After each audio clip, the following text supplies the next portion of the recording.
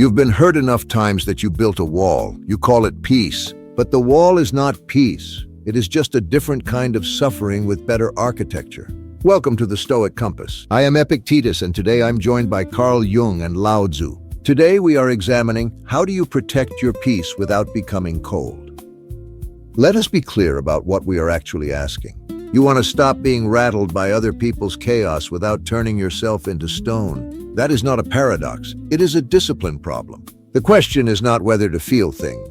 The question is whether your feelings are running you or whether you are running them.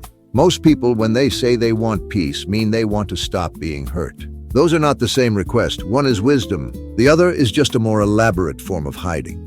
I would push back on that framing immediately. When someone becomes cold, genuinely cold, not just boundaried, it is rarely a choice they made consciously. It is a compensation. Something was too much, too painful, too unresolvable, and the psyche found a way to seal it off. What you are calling a discipline problem is often the end result of a wound that was never properly seen. You cannot discipline your way out of a psychological defense you do not know you have built.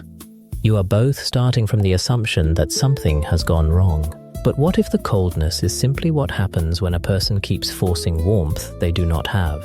You cannot pour from an empty vessel. The question is not how to stay warm by effort. The question is whether the warmth was real to begin with, or whether it was something performed out of obligation. That is a convenient exit from responsibility. Maybe the warmth was never real.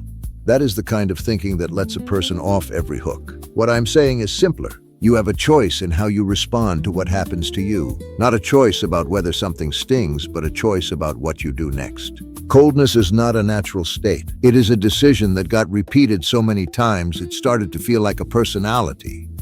But that is exactly the point. It does not feel like a decision anymore. That is the nature of what I would call the armored self. The person who has been hurt repeatedly and sealed themselves off does not experience their coldness as a choice. They experience it as clarity. They tell themselves they are simply being realistic about people, about expectations, about the world. The armor presents itself as wisdom. That is what makes it so difficult to see.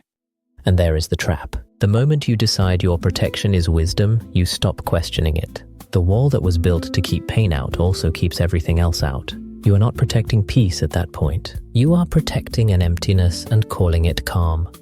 Fine. I will grant that the armor can become invisible. But the solution is not to tear it down and bleed everywhere. The solution is to know what you are protecting and why. Here is what I mean.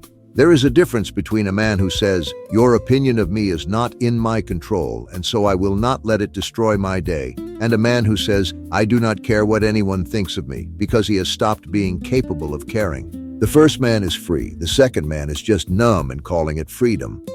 That distinction matters enormously. And I think what separates the two is whether the person has actually looked at what they are carrying. The man who has done the inner work, who knows why he is prone to certain wounds, who has met his own shadow, who understands the patterns that drive him, that man can hold his boundaries without cruelty, because his boundaries are not built on fear.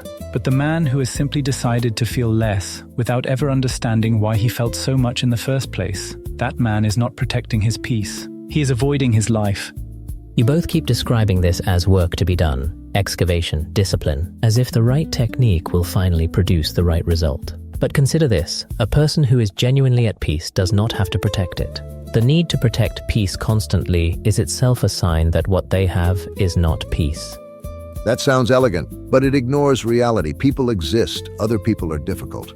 They will say things designed to destabilize you, make demands on your attention, pull at your sense of obligation. You cannot just be so perfectly at peace that none of it touches you. That is not a philosophy. That is a fantasy about living on a mountain. I'm not describing a fantasy. I'm describing what peace actually is. What most people call peace is a managed distance from discomfort. They keep the temperature low enough that nothing boils over. That is not peace. That is control dressed in quieter clothes. Peace is not the absence of disturbance. It is something that holds even when disturbance arrives. And what allows it to hold, I would argue, is self-knowledge. The person who has faced their own darkness, their capacity for rage, for jealousy, for need, is not surprised when those things are provoked. They recognize them. They are not ambushed by their own interior. And because they are not ambushed, they do not have to build walls to keep the ambush from happening. The wall is a substitute for self-knowledge. Now we are getting somewhere, but I want to make it sharper. The wall is not just a substitute for self-knowledge. It is a failure of judgment about what is actually threatening. When someone is rude to you, what has actually been harmed? Your reputation, your feelings. Neither of those is your core self. The Stoic answer is that what is truly yours, your judgment, your character, your choices, cannot be touched by another person's behavior. If you understood that down to your bones, you would not need the wall. You would not need to become cold. You would be genuinely untouchable and you could stay completely open. You are describing the destination, but you are not describing how a person gets there. And the two of you keep talking as though the route is either effort or excavation. Maybe the route is simply stopping the performance of warmth that was never sustainable, stopping the defense that was never actually working, stopping the management of distance, and seeing what is actually here when all of that stops. That is closer to what I would call integration than it is to passivity. The person who stops, who actually pauses long enough to see themselves clearly, is doing something quite demanding. It only looks like stillness from the outside.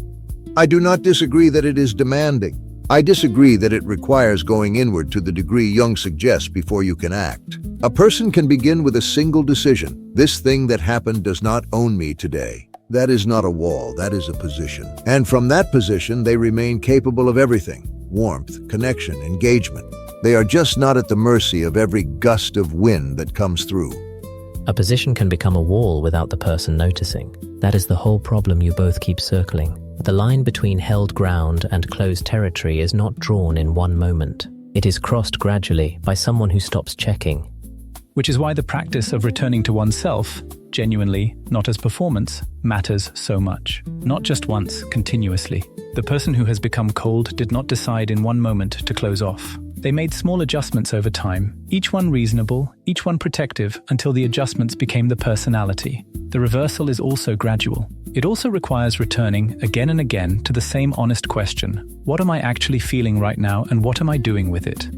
And that question, when answered honestly, is where the discipline enters. Not the discipline of suppression, the discipline of seeing clearly and then choosing deliberately. Not reacting, not armoring, not performing warmth or performing toughness, choosing a response that is actually yours, not one that fear designed for you before you arrived. When someone stops reacting from fear and stops performing from obligation, what is left is not neutrality. It is something more like presence, and presence is neither warm nor cold as a strategy. It is simply what is here. That is what people are actually searching for when they say they want to protect their peace. Then say it plainly. Peace is not a feeling you protect. It is a relationship to your own judgment that nobody else can break. You can be fully in the room, fully with another person, and still be at peace, because your peace does not depend on how that person behaves. But getting to that place requires knowing yourself well enough that you are not secretly hoping the other person will be a certain way, or secretly afraid they will see something in you that you have not faced. The openness Epictetus is describing is only possible when you have made your peace with yourself, not just with the world. And that making peace with yourself is not an achievement you arrive at. It is something you return to, repeatedly, without fanfare, like breathing. You have heard the argument. Now hear what it was pointing toward all along. Most people who become cold did not choose coldness. They chose protection, one small step at a time, and coldness was what they arrived at. By the time they notice it, the distance feels like their actual personality. That is the trap. Here is what is true. Genuine peace, the kind that does not require you to shut people out, is not a wall. It is not a managed distance. It is a stable relationship with your own interior.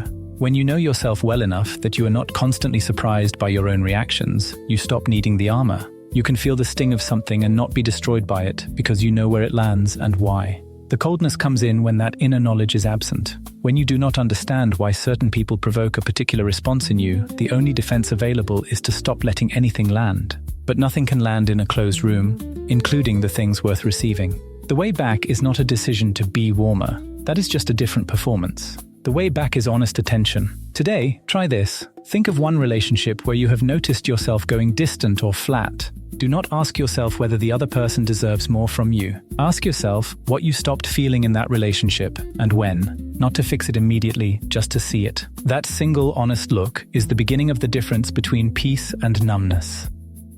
You do not have to choose between being open and being intact. That was always a false choice. The person who knows themselves does not need a wall, because nothing can take from them what actually belongs to them. Go back into the world with that, not as a feeling, as a fact.